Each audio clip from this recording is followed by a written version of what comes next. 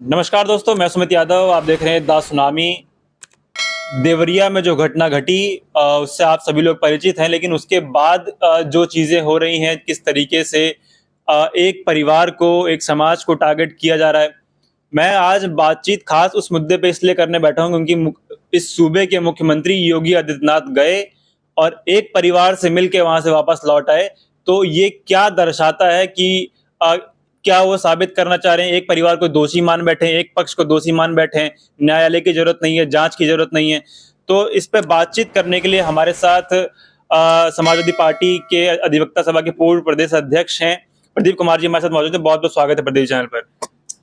सर्वप्रथम आपके चैनल को सुमित जी और आपका बहुत बहुत सादर धन्यवाद। देवरिया में जो हुआ वो एक क्रिया की प्रतिक्रिया थी। एक के बदले जो 5 लोग मारे गए। उसके बाद इस सूबे के मुख्यमंत्री योगी आदित्यनाथ गए तो केवल एक परिवार से मिले और वहां से वापस लौट आए। जैसा कि आप पहले से जानते हैं, भारतीय जनता पार्टी का ये चरित्र रहा है कि जातीय भेदभाव और जज्बातों को उभारना, जातीय भेदभाव पर राजनीति, नफरत की राजनीति करना, ये उसका शुरू से पुराना सिलसिला रहा है। और इसी तौर तरीके से भारतीय जनता पार्टी शुरू से राजनीति करती है, कोई नई बात नहीं है। और इस घटना की जितना भी निंदा की जाए वो कम है। और इस घटना में जो प्रशासन की और सरकार की भूमिका की जितनी भी निंदा की जाए वो कम है। ये पूरी सरकार इसको ये रूप देना चाहती थी। ये वही सरकार है जो कई बार ये प्रयास कर चुकी है। लगातार उनका उनकी आधारशिला इसी पे है, नफरत की राजनीति पे, जज्बात को उभार के राजनीति करने की जो उनकी कला है वो बहुत पुरानी है। बरेली में जिस तरह के एसपी को हटाना और वहाँ से धार्मिक उन्माद वहां भी पैदा करना चाहते थे, वहां नहीं हुआ। अब यहाँ जातीय संघर्ष कराने पे भारतीय जनता पार्टी उतर आई है। सरकार बिल्कुल इसको जातीय रूप देना चाहती है, जबकि इसके शुरुआत में कहीं से जातीय विवाद ये था ही नहीं, न जात के आधार पर कोई लड़ाई थी, ये जमीन का विवाद था। जैसा मुझे पता चला कि प्रेम यादव ने वहां कोई जमीन 2014 में खरीदी थी और उसके बाद 9 साल बाद उस जमीन को किसी तरह सेटलमेंट करने के लिए ये वहां गए हुए थे। क्या स्थिति बनी, क्या बात बिगड़ी, क्या हुआ, या उन लोगों के जैसा हुआ हत्या की गई, इससे तो लिखा है विपक्षियों के इरादे ठीक नहीं थे, वो समझौते पता नहीं, कोई उनकी मंशा ठीक नहीं थी, हत्या की गई। और उसके प्रतिक्रिया स्वरूप जो वहां स्थिति बिगड़ी, जो भी स्थिति हुई होगी, और इसलिए ये आरोप यादव समाज पे लगाया जा रहा है। यादव कहे कि ये भूमाफिया थे प्रेम यादव के परिवार के द्वारा हत्या नहीं की गई। जो उस दुबे परिवार की उनकी लड़की के द्वारा जो तहरीर दी गई है उसमें 50 लोग अज्ञात शामिल हैं, उनमें और तमाम नामजद जो लोग हैं उसमें यादव समाज के, उसमें पाल समाज के, राजभर समाज के और ब्राह्मण समाज के लोग भी शामिल हैं। इससे भी प्रेम यादव की लोकप्रियता का पता चलता है कि उनकी लोकप्रियता की वजह से, और लगता है कि वहां के लोग अन्याय के खिलाफ एकदम से जज्बात में आ गए। उनको लगा कि अन्याय हुआ है प्रेम यादव के साथ। ये बुनियादी मामला इस तरह का है। अब सरकार उसको जातीय रंग देने के लिए, मुख्यमंत्री जी का ये तरीका तो बिल्कुल ठीक नहीं था। और एक इतने बड़े जिम्मेदार पद पर प्रदेश के मुखिया होने के तौर पे उन्होंने एक पक्ष नहीं, इसमें एक पक्ष को तो कतई दोषी समझा नहीं। लेकिन ये वही सरकार है। आपको मैं घटनाएं बता दूं कि कितनी, मेरे पास कुछ नोट हैं। झांसी में पुष्पेंद्र यादव, बलिया में हेमंत यादव बादल पटेल, आजमगढ़ में शीला मौर्य और उनके पति की हत्या, जौनपुर में सतीश यादव की हत्या, प्रतापगढ़ में पटेल बस्ती को जलाया गया, चंदौली में निशा यादव की हत्या की गई, बनारस में सौरभ यादव की हत्या की गई, बस्ती में शालिनी यादव की हत्या की गई, और हाथरस में वाल्मीकि लड़की को जिंदा जला दिया गया, मतलब उसको लाश को जला दिया गया, पेट्रोल डाल के, उसकी बॉडी को भी नहीं दिया गया। ये तब इन लोगों, और ये सारे के सारे इस घटना को अंजाम देने वाले ये सामंतवादी लोग थे। तब कहीं से किसी की कोई प्रतिक्रिया नहीं आई कि ये लोग भूमाफिया हैं। और जब ये सारे लोग मिलकर के, पटेल, राजभर, पाल और ये सब मिलकर के प्रतिक्रिया स्वरूप और अन्याय के खिलाफ खड़े हो गए तो इनको ये लोग भूमाफिया लगने लगे। तो इसलिए ये सरकार की नीयत को जनता ठीक से समझ रही है कि ये सरकार पूरी तरह से इसको जातीय तूल देना चाहती है, लेकिन जनता समझ चुकी है उनके इरादों को। चुनाव करीब हैं, उसका फायदा उठाने के लिए। लेकिन मैं समझता हूं खास करके पिछड़े समाज के लोगों को और खास करके यादव समाज के लोगों को, जो हिंदुत्व के नाम पर लगातार अपनी कुर्बानियां देते चले आ रहे हैं और 2014 के चुनाव से लेकर के अब तक मैं बिल्कुल पैनी नजर बनाया, बहुत करीब से मैं सक्रिय रह करके चुनाव देखा है। हमारे यादव समाज का कम से कम 30 से 35% वोट भारतीय जनता पार्टी में हिंदुत्व के नाम पर चला जाता है और कि हम हिंदुत्व हमारे अंदर है, ये ऐसा बरगलाते हैं, ऐसा तैयार करते हैं कि हिंदुत्व। अब उन्हें ये उनकी आंख खुलने का समय है कि आज उन्हें क्या समझाया, अगर हिंदू समझा जाता उन्हें भी तो ये बराबर की आज मुख्यमंत्री को दोनों परिवार में जाता। हमारे नेता शिवपाल जी का बयान आया है कि अगर मैं बलिया वहां जाऊंगा तो मैं दोनों परिवारों से मिलूंगा।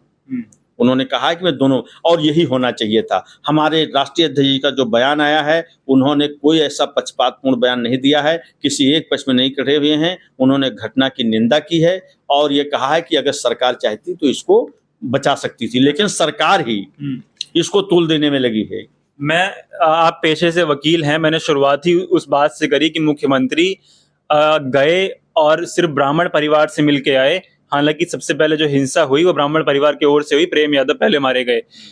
तो क्या मुख्यमंत्री ये मान चुके हैं कि इस घटना में किसी भी जांच की जरूरत नहीं है, कोई कार्रवाई नहीं होनी चाहिए क्योंकि वो खाली एक परिवार से मिलके आए? इसका मतलब उनका मानना ये है कि प्रेम यादव का परिवार दोषी है।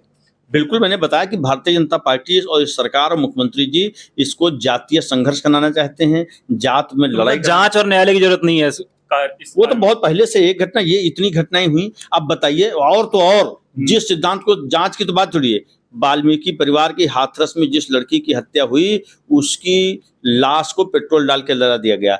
हिंदू जो भाजपा हिंदुत्व का रात दिन ढिढोरा पीटती है, हिंदुत्व का प्रचार करती है, हिंदुत्व को हर जगह हर बात में हिंदुत्व की बात को लाती है, उस भारतीय जनता पार्टी सरकार, उस समय उनका हिंदुत्व का सिद्धांत कहाँ चला गया? जब हिंदुत्व में यह है कि लाश को बाकायदा जलाया जाएगा, दाह संस्कार किया जाएगा, उसकी सारे प्रक्रिया होगी हिंदू रीति रिवाज के अनुसार। क्या उस समय प्रक्रिया जरूरत नहीं थी? क्या लाश को नहीं, ये क्या जरूरत थी? तो सबसे पहले हिंदुत्व को तो वही उन्होंने तार तार कर दिया। लेकिन आज भी हमारा समाज, यादव समाज और तमाम पिछड़ा सारा समाज वो हिंदुत्व के नाम पर भारतीय जनता पार्टी के साथ दीवाना बनकर घूम रहा है। लेकिन कहीं से भी ये सरकार पिछड़े वर्ग के लोगों को हिंदू मानने के लिए तैयार नहीं है, चाहे भर्तियों का मामला हो, चाहे किसी मामले, जब भी कोई मामला आता है जहां हिंदुत्व देने का कुछ मामला आता है वहां इनको हिंदू नहीं मानती। जहां वोट लेने का मामला होता है उस समय केवल इनको हिंदू माना जाता है। ये सबसे बेहतर उदाहरण है। इससे खास करके यादव समाज और पिछड़े समाज के लोगों को इस घटना से सीख लेनी चाहिए कि आज वो पाल समाज के लोग, वो राजभर समाज के लोग, वो सारे के सारे ब्राह्मण, ये सारे के सारे लोग भूमाफिया हो गए। और जब इन लोगों की जो इतने नाम सारे बताए हैं, जब इनकी हत्याएं सामंतवादियों ने की, तब ये लोग कहाँ चले गए थे? तब ये नहीं कह सकते थे कि ये भूमाफिया हैं। अब केवल एक घटना ये हो जाना, और जब इतनी बड़ी माप इकट्ठा हो जाएगी तो उसको तुरंत नहीं, ये सरकार अगर चाहती तो पहले से उसको सारी जानकारी थी, सब कुछ था, सरकार उसका कंट्रोल कर सकती थी। लेकिन सरकार का इरादा इस मामले में बिल्कुल साफ नहीं है। वो बिल्कुल इसमें चुनावी फायदा उठाने के लिए, चुनावी उसको रंग देने के लिए, जातीय संघर्ष कराने पे धर्म, और अब धर्म में जहां करते हैं धार्मिक उन्माद कराते हैं, धर्म में जहां फिर जातीय संघर्ष कराने पे उतारू हो जाते हैं। ये भारतीय जनता पार्टी की शुरुआती दिनों से संघ परिवार की यही नीति रही है, विश्व हिंदू परिषद की यही रही है, बजरंग दल की रही है, जितने इनके प्रासंगिक संगठन इनकी और आरएसएस की हमेशा से ये जातीय संघर्ष करा के इसी आधार पे इनका और कोई न विकास कार्य है, न कोई काम है, न इनके पास कोई और योजनाएं हैं, केवल इसी पे टिका रहना चाहते हैं और इनके पास कोई मुद्दा नहीं है, तो इसलिए इसको मुद्दा बना करके अब चर्चा ये भी है कि कार्रवाई स्वरूप सरकार बुलडोजर चलाएगी प्रेम यादव के घर पे। न्यायालय है, आज हमें न्यायालय पे पूरा भरोसा है। अगर ऐसा कुछ होता है तो, और अगर वो मेरा परिवार और लोग और पार्टी, जैसे राष्ट्रीय अध्यक्ष जी ने हमारे पैनल, उन्होंने कहा है कल अपने बयान में कि हम पैनल भेजेंगे, पैनल भेजने के बाद अगर ये सारी चीज़ें जांच होने के बाद स्थिति आती है सामने तो इसको हम लोग न्यायालय में चुनौती देंगे, न्यायालय में जाएंगे। न्यायालय ही हम लोगों का रास्ता है, न्यायालय पर हमारा विश्वास है, भारतीय जनता पार्टी का विश्वास नहीं है। न्यायालय की बात करें, लेकिन गिनती नहीं है कि इन बीते 6 या 7 सालों में योगी सरकार में कितने यादव, मुसलमान, दलित, पिछड़ों के घर पे बुलडोजर चले। बिल्कुल बहुत सारी कार्रवाइयां हुई हैं, हमेशा वो तो करती बिना कर रहे हैं। न्यायालय के और बिना किसी जांच के हुई। बिल्कुल जांच करें, न्यायालय को तो उन्होंने ताक पे रख रखा है, न्यायालय को मानते कहाँ हैं? भारतीय जनता पार्टी न्यायालय को कुछ मानने को तैयार नहीं है। ये तो हमेशा से जहाँ इनका फायदा होगा, जब मंदिर का मुद्दा आया तो कहें हम न्यायालय मानेंगे, और जब आरक्षण देने की जगह बात आई तो ये खुद ही अपना सब कर देते हैं, राज्यसभा में बिल ले आते हैं। तो जहाँ इनको जैसा करना होता है अपनी सुविधा के अनुसार न्यायालय को रखते हैं, और जहाँ इनको जरूरत होती है वहाँ न्यायालय को ताक में रख देते हैं। ठीक। तो देवरिया में जो घटना हुई उसके बाद घटना कुछ जमीनी विवाद था, लेकिन अब जो उसका दृश्य है, जो उसकी तस्वीर है, वो ये है कि वो जातिवाद के रूप में और एक जाति की दूसरी जाति के विवाद के रूप में सामने निकल के आ रही है। मुख्यमंत्री योगी आदित्यनाथ गए और एक परिवार से मिले जो ये जाहिर करता है कि वो बिना किसी जांच के एक पक्ष को दोषी मान बैठे हैं। आप लोगों की क्या राय है इस घटना को लेके और योगी आदित्यनाथ के एक परिवार से मिलने को लेके? अपनी राय कमेंट बॉक्स में दीजिएगा। फिलहाल ये वीडियो मैं खत्म कर रहा हूँ, आप लोगों से मुलाकात अगली वीडियो में होगी। जुड़ रहे हमारे साथ, तब तक नमस्कार।